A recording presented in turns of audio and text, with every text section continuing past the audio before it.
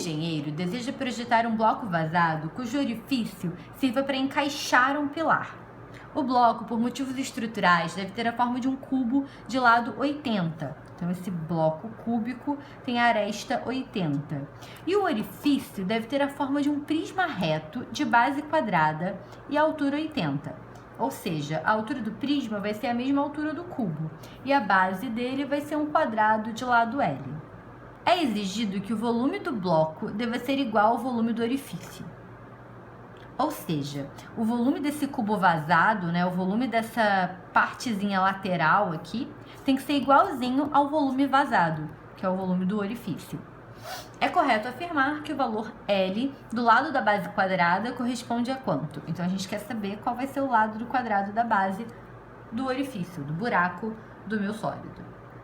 Bem, a ideia é bem simples. Se a gente sabe que o volume do buraco tem que ser igual ao volume da camada externa, então é porque de todo o meu cubo, metade do volume é o buraco e a outra metade é essa camada de fora.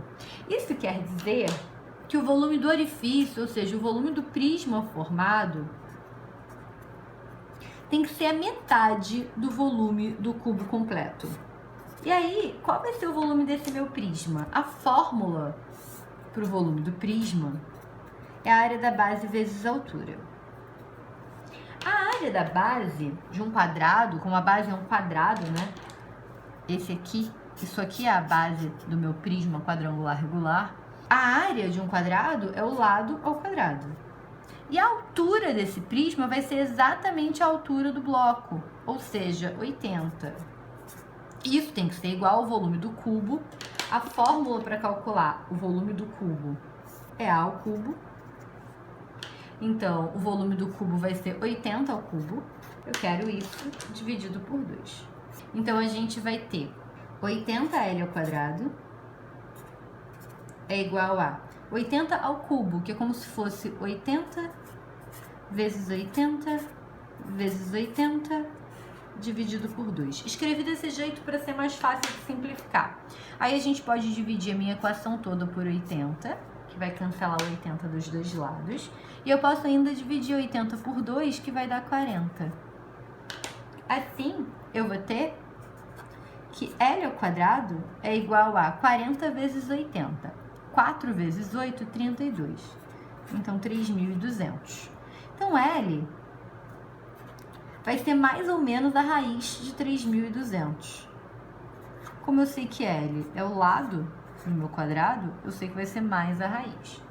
E aí é só calcular a raiz de 3.200. Nesse caso, só dá para simplificar o radical, né? Então, a gente vai fatorar o 3.200,